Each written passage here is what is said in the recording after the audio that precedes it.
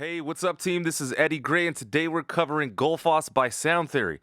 If you do not know about this plugin, you really should. Can help you with mixing, can help you with mastering, and really all things audio. I believe this plugin will help simplify and improve the production value and also just the overall efficiency of every modern creative out there right now.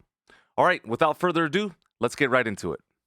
All right, let's start from the top. The principles employed by Gullfoss to improve your sound are the same as those used by your brain to adapt to poor listening situations. Our process is unique in this regard because it bases its calculations on the information present in the signal and not some spectral power measure.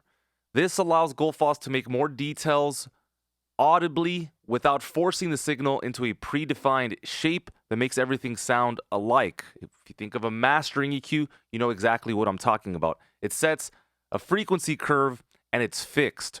During this process, Gullfoss perfectly preserves the dynamic structure of the audio. By design, it won't introduce audible artifacts or degrade signal quality, even at the most extreme settings. Now, something I want to say before we even start, most people don't really know about, is if you open up Golfos and you click on the icon, the top left, the Golfos logo, you can determine the real-time and offline audio. So it's best to say that you're going to want this, especially on the offline audio version here, to be at best, and then real-time, depending on your computer and its CPU resources, I think better is probably good for most people, but for those of you looking for really, really high-end material and fidelity, then you can go ahead and select best. Now remember, this is just going to be a reflection of the audio in real time, and once you burn this, if you're burning offline, then you get the best audio quality anyway, so you might as well just leave that on that setting there. You can expect results that improve upon your recording's clarity and definition, as well as total balance and spatiality. You will find that many issues can be solved in a mixdown that would otherwise require access to the individual tracks.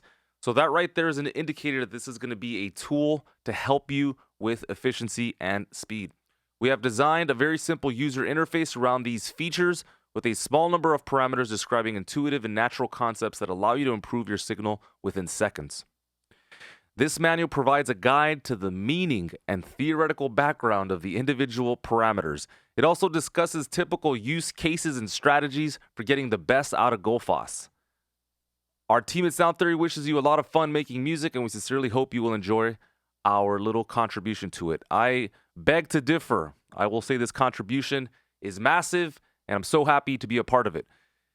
One thing I will say, it almost feels like Plato or Confucius is making a plugin. I mean, check this out. It provides a guide to the meaning and theoretical background of the individual parameters. I mean, this is deep. All right, next we go over installation. If you want to check out my video on the channel about installing plugins, you can go to that. Probably what would be the biggest challenge, especially for new users, is learning how to authorize via iLok. Again, go ahead and do the research. Make sure you're on the up and up. This video is not an installation video, but one to just show you the ins and outs of this really, really remarkable plugin. Let's get started. When you first instantiate the plugin, all 5 main parameters at the top of the plugin window will be set to their default state of 0 as depicted below. This is equivalent to a bypass state where no processing occurs. Now, bear in mind, when you actually bypass the plugin, top right here, you can see the bypass button. It will not actually bypass or turn off its CPU usage. And this is a fairly CPU-hungry plugin, especially if you up the settings like I showed you a bit earlier. So I just want to be clear, if you're not using this, please take it out of your session. Remove it from the channel strip. All right, let's continue. You can click and vertically drag up or down on any of the main parameters to change their value. You can also alt-click, so you can basically alternate between 0 and the previous value. So let's go ahead and try that out really quick.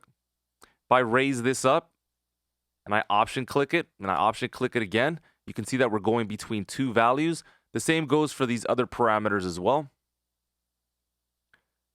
You can shift drag. It's very common in the world of the DAW, which allows you for finer adjustments. When a parameter is highlighted, the up, down arrow keys on your keyboard are also going to influence.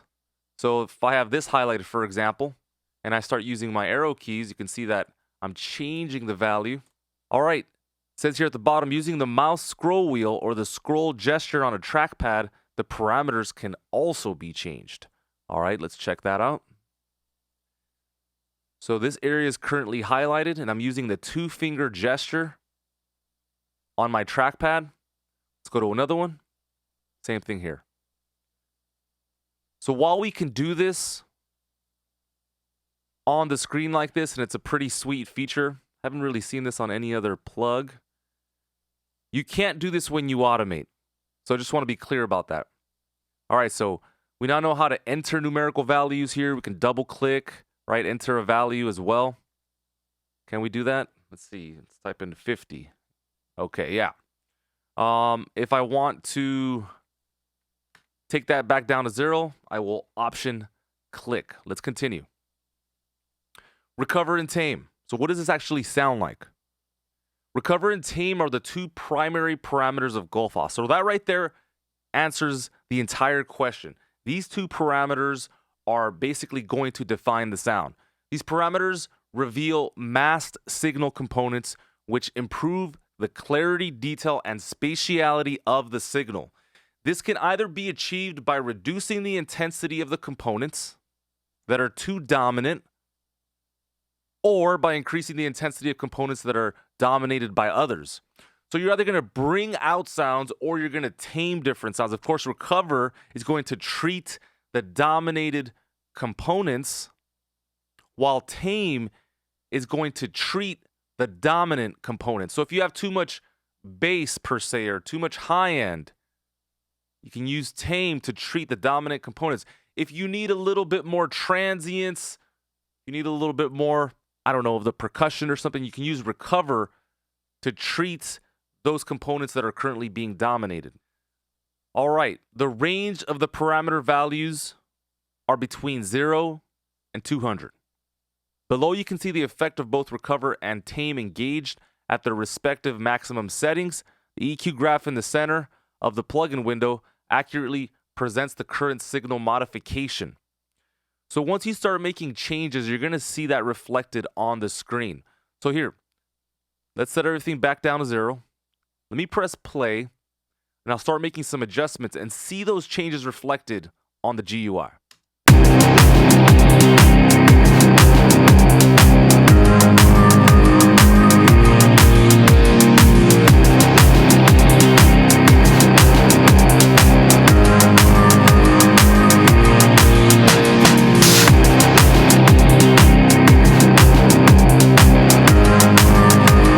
You can see just with those two small changes, what a massive, massive change that created.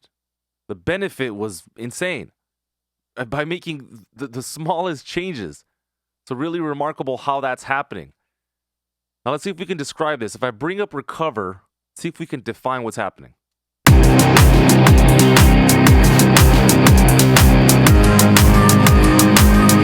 All right, I can say with certainty, I hear the percussion coming up, all the various transients. The drums are really what benefit most from this change.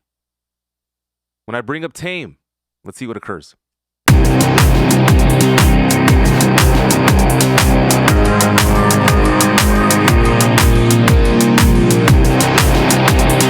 Yeah, you can certainly hear that the bass is now suffocated, attenuated to a great degree. Obviously, it's not working, and I don't know if you should ever go up that high, but certainly with this song, that's not the point. And of course, a combination of both is probably the best way to pull this off, right? A little bit of push, a little bit of pull from both of these resources. Let's read a little bit more. Please note that for both recover and tame, the EQ boosts and cuts different frequency ranges. This combination of cutting and boosting preserves the original dynamics and perceived loudness of the input signal. So that's another major question that's been answered for those of us that are interested in either purchasing this or for those of us that are just interested in the plugin in general. How can I best maximize on this product? It's not actually changing the dynamics or the overall perceived volume. And that's fantastic because you can rest knowing that the changes that you're making are only improving your mix and not necessarily just making them louder. This way you can always judge the output signal without being misled by a slightly different perceived loudness. If you guys do the research, you will know that essentially the human ear prefers loud sounds. And so if somebody plays a louder signal or a louder track, just by our very nature, we'll think that it's better because it sounds louder. But of course, that isn't necessarily the case. All right, so now we're better understanding what recover and what tame do. Now, this is completely contextual on the given song. In this case, I'm using a simple track, but for you, it might be a little bit different. You might only need to use recover. You might only need to use tame. The supportive players, the supportive roles are in bias and brighten. So let's see how they support Gullfoss. They only have an effect if recovery or tame are set to a non-zero value. Okay, that's great. That's really great to know because I'm sure there's been a couple of folks out there that have just tried to brighten the song, and that's not necessarily how it works. Before applying tame and recover to a signal, Golfos must decide how to split the range of audible frequencies into sections that need to be recovered and sections that need to be tamed. Bias controls this classification by either giving recover more space when using a positive bias value or allowing tame to control a larger frequency range.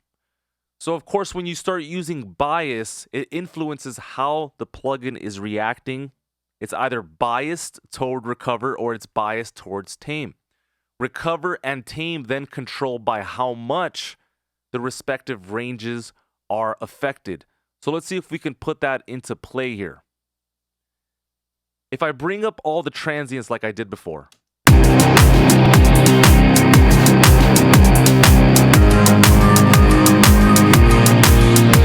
Okay, and then maybe we'll bring down the bass a bit.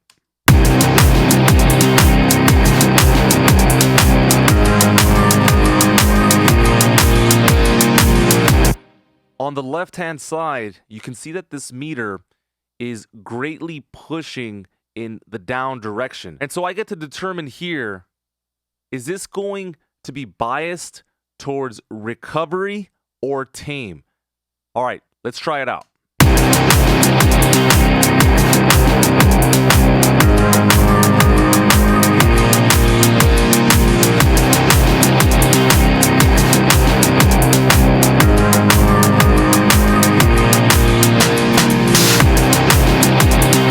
Now, if you don't want this to be biased, you would think that having it at a value of 0 would be enough, but that's not necessarily the case. If you want this to be unbiased, then you're going to have to drag this up or down. In my case, I'm going to have to drag it up so that the value is closer to 0 dB. Check it out.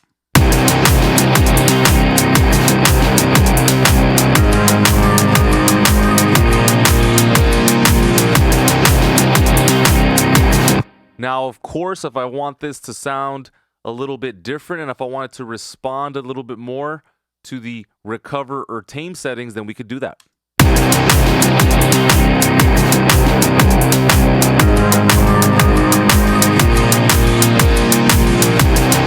And so the overall result is that it either gets a little bit darker or it gets a little bit brighter. It determines the range for the recovery and tame settings.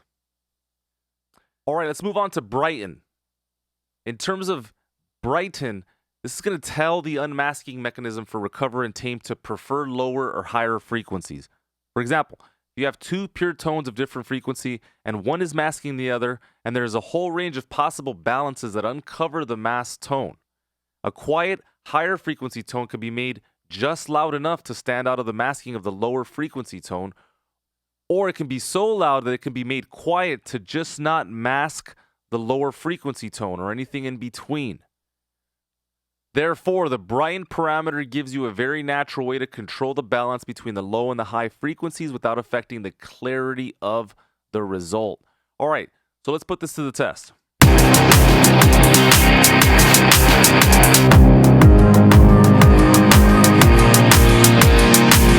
So it's taking the overall reading based on all of the previous decisions that I've made, and it's truly just bringing a little bit more clarity to it. Or if these decisions made the mix sound better, but perhaps it's too hot, then this is just another way of dampening that signal. I personally like this as a characteristic trait in a lot of my mixes.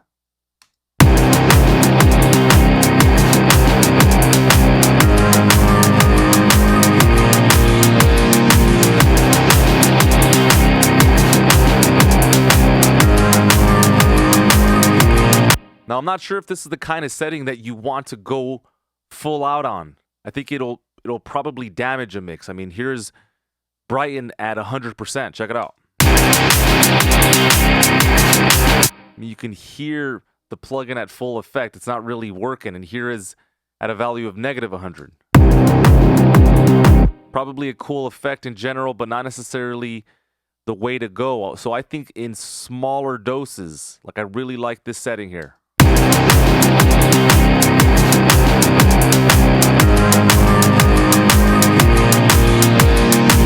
Okay, so this brings us over to boost. How can this help us with Gullfoss?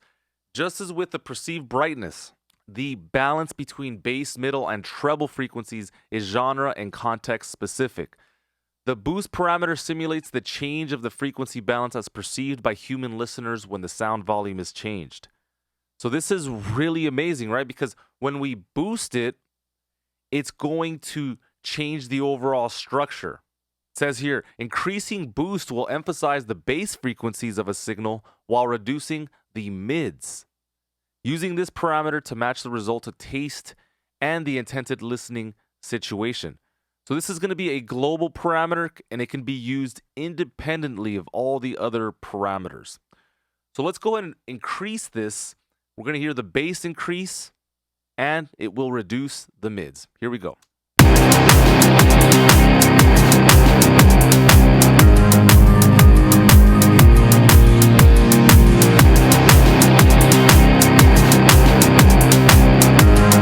Now, of course, when I was setting up tame, perhaps I was too aggressive in my choices. I may want to back off now and juggle between tame and boost to find that right bass balance. It really just depends on the song, the speed, transients in a song, etc., etc. But this gives me the opportunity to put that final touch on it. Let's listen to what I had before. I'm going to bypass Golfos.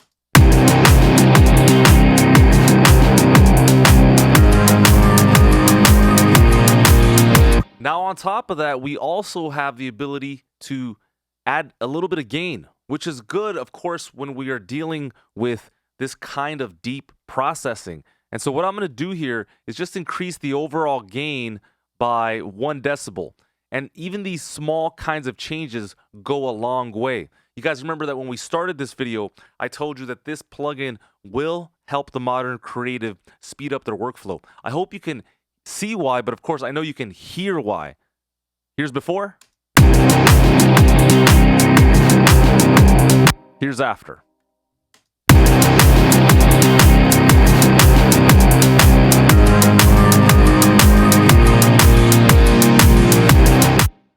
Hey, what's up, team? I hope you're enjoying the video. I want you to do me a favor. If you're enjoying the content, go ahead and like, go ahead and share, hit the notification bell. All this stuff is going to greatly help improve the channel's performance. So thank you so much for making that happen. Also, if you want some more resources, go ahead and check the links in the description below, and we will provide you with more great content. All right, let's go ahead and finish off part 2 of Gullfoss. So we are transitioning from the primary parameters, secondary parameters, into the meters. Parameters, recover, tame, bias, and brighten come with meters that light up when you highlight the corresponding parameter. All right, so for brightness, this is going to be located under the EQ graph. It's going to show any deviation of the perceived brightness of the output from the perceived brightness of the input. All right, so if we look at this horizontal bar right here, this is where brightness is indicated. So you got to remember, I made some changes in the past. I'm going to go ahead and set that to 0. And it's showing that it's kind of skewing towards the right a little bit. If I increase the brighten parameter, this will be corroborated. All right, so if you want your song to be neutral and you want Gullfoss's response to sound a little bit more neutral, then you might want to lower this a little bit. But truth be told, just depends on the mix and how you want this to translate. In my case, I definitely do want it to be a little bit brighter. I'd like this to be skewed somewhere up here. Check it out.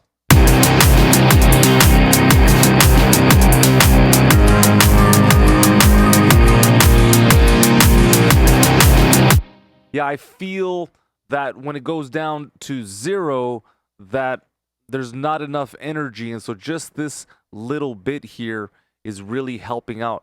Remember that the bias meter can be found on the left-hand side here, and we have the brightness meter there. Let's continue on.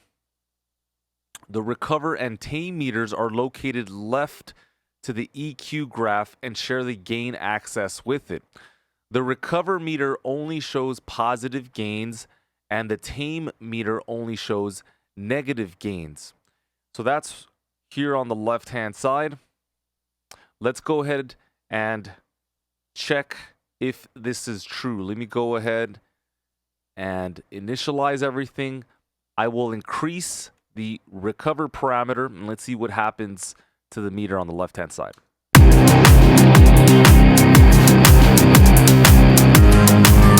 All right, so if I do the same with tame,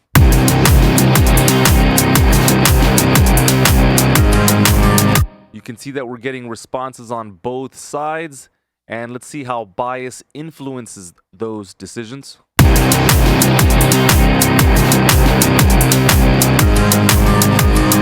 You can see that it's either going to favor recovering or taming the frequencies. All right, let me put this back down to a level that I agree with. Okay, and actually something else that I want to try out for fun is I want to lift up boost without influencing any other parameter, as this is the only other parameter besides probably gain that can affect Golfos. And I guess one more thing that I'm curious about is if I hit Command Z, does it influence parameter changes? It looks like it does. So that's pretty sweet. Shift Command Z will redo that. That's kind of nice. All right, so in terms of boost, here is the parameter set at 0.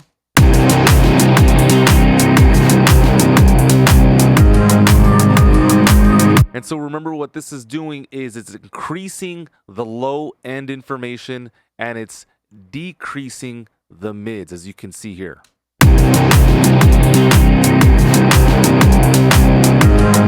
All right, so again, let me just undo all this information.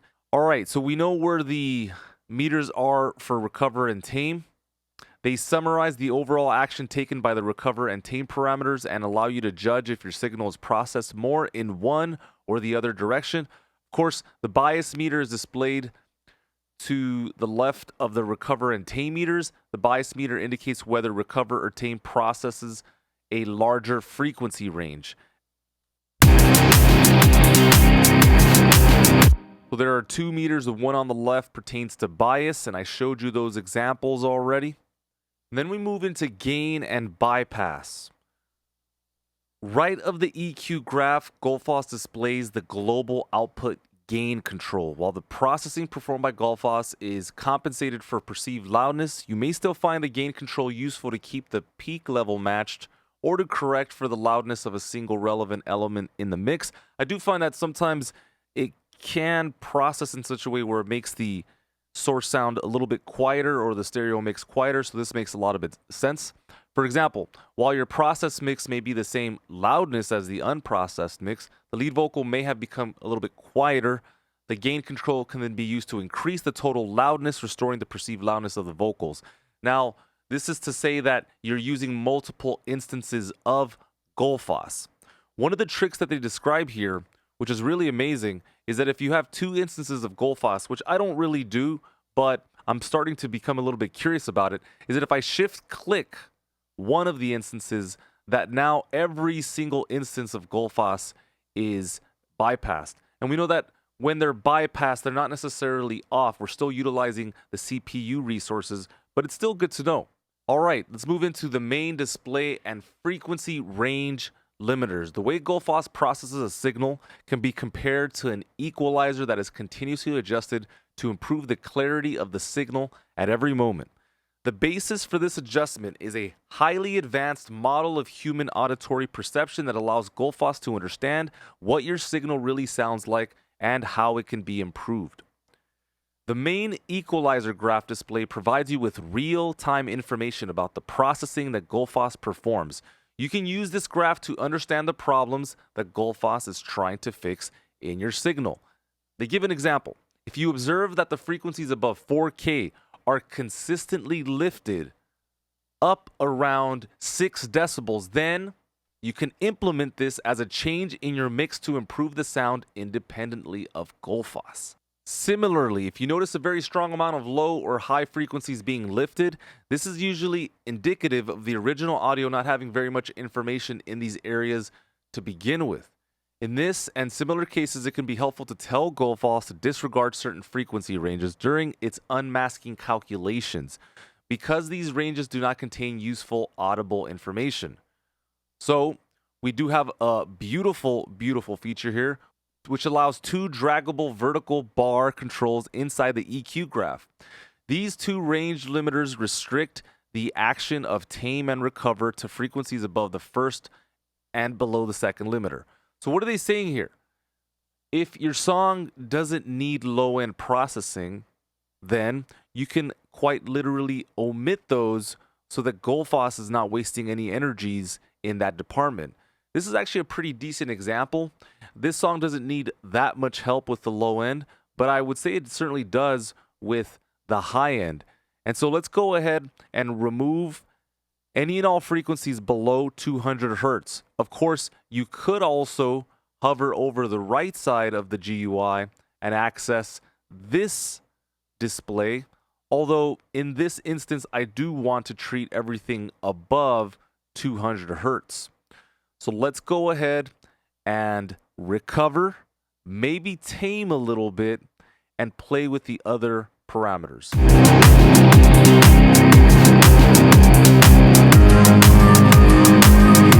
All right, I got some of the transients. We'll use a little bit of tame.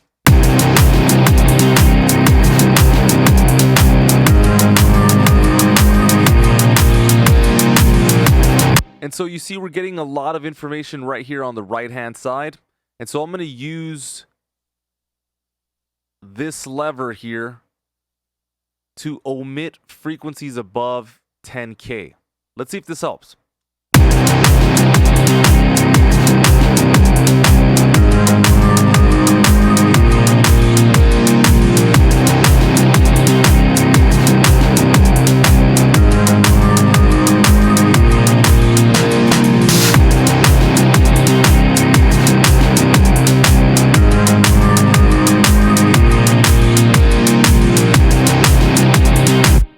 Okay, I'll increase the overall gain.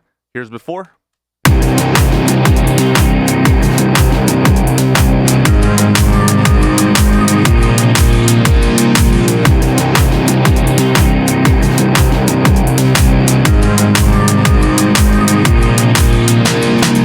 And so a lot can be said here. It's brighter, fuller.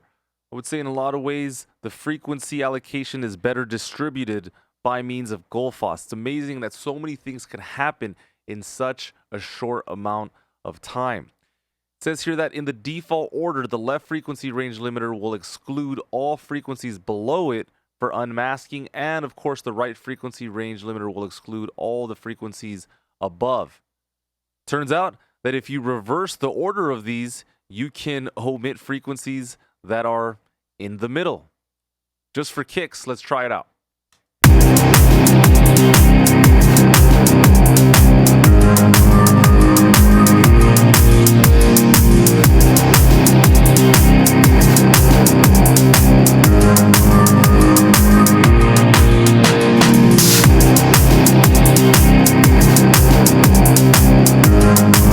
To be honest, this is probably not a bad approach simply because most mix problems can certainly happen in the low and the high ranges. So this could be a really good technique in general. If the frequency range limiters are not visible, they can be dragged into the EQ graph from the edges of the graph or GUI. Placing the mouse pointer over the edge makes the limiters visible. So if you're not seeing them, just hover over the right or left side, and you should be able to catch those. Clicking and dragging in the equalizer graph display will reveal a small pop-up with information about the frequency and gain. So this gives you a little bit more info about what you're seeing and what kind of frequencies are pertinent in that specific area. Using the mouse wheel or the scroll gesture on a trackpad with the equalizer graph display changes the gain scaling of the graph. So if you need a little bit more fine-tuning, you can see that I'm scrolling up and down and it's changing the information. So if you need a little bit more detail, in other words, a closer zoom level, you might want to use this feature here. The gain scaling is not persistent. In other words, it won't stay there, and it's basically going to reset when the plugin is restored from a saved session. All right, let's go ahead and look into sidechain processing. Starting with version 1.9.0, Gullfoss gains an auxiliary sidechain input. Signal fed into the sidechain can be routed to the analyzer section of Gullfoss, while the signal on the main output will be processed by the equalizer, responding to the sidechain input and routed to the main output. So, depending on your DAW, you're going to want to make sure that you sidechain this to the source. Then, you need to tell Golfos to use the sidechain input as the signal source. There is a button on the lower left-hand corner that tells it to do so. So in my case, I think what I'm going to do here for fun is I'm going to sidechain this to the kick. That's called swing drum in my case. So let me go ahead and find swing drum. And so now I've made that first connection. Second thing is I need to tell Golfos to use it as its input source. All right, now remember, I have Golfos on the stereo out. And so this is going to be responding to a specific track. You don't have to do it this way. You can have two different tracks or two different track stacks or groups depending on your DAW.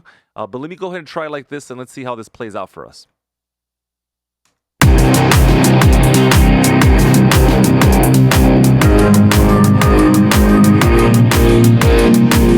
And so you can see that this is almost a creative tool in this capacity. So certainly interesting. I would probably only use this technique personally on groups and not necessarily on the master channel. Let's continue on. This is interesting. Other uses of sidechain processing include creative sound design, as you just heard a second ago, and ducking of signal content that interferes during a mix. Then it goes to say a word of caution when using sidechain processing. Golfos is very sensitive to timing differences between the main signal and the sidechain signal. Some DAW host applications do not properly compensate for delay. Such a delay cannot be detected by Golfos and can result in deviations from the expected result. In such a case, we recommend checking and adjusting the delay between the inputs manually. So just make sure that the signals are translating, and if not, you're going to have to use some form of delay compensation.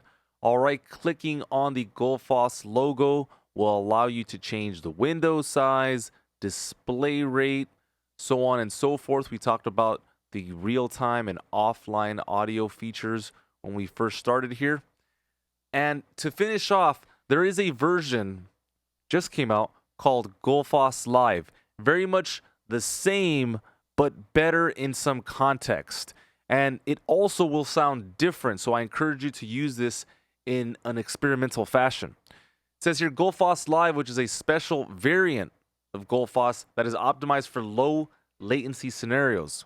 Obviously, recording live, performing live. It says here that Gullfoss requires knowledge of a 20 millisecond time frame to make an EQ decision, and therefore introduces a latency of around 21 milliseconds. Gullfoss Live, on the other hand, uses a set of trade-offs to reduce the latency to approximately 2 milliseconds. This reduced latency comes together with a change of how the resulting signal will sound. Lower latency means that certain processing decisions cannot be made with full information about the signal content. In some situations, Gullfoss Live has to try to predict the future. This mostly affects quick changes in the signal and may impact the ability to accurately process percussive elements separated from the rest of the signal. We recommend that you try Gullfoss Live not just for low latency situations like tracking or live audio, but that you also experiment with a different sound character compared to Gullfoss. It says here that Gullfoss Live does not offer any processing quality settings because it has been fixed internally, other than the change of color scheme and the absence of the quality settings on the settings page. Gullfoss Live has the same user interface. Gullfoss Live is authorized by the same license as Gullfoss, so if you own one, you will own the other.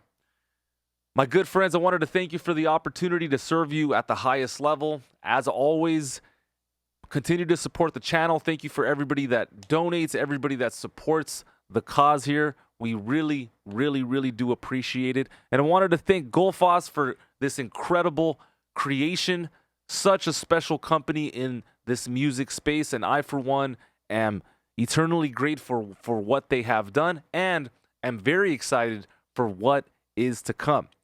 All right, my good friends, this is Eddie Gray signing off on behalf of everyone at hfmusicacademy.com. Just wanted to say a big thank you. Stay focused on what you want. Stay hungry. Stay up. And I will catch you on the next video. Cheers.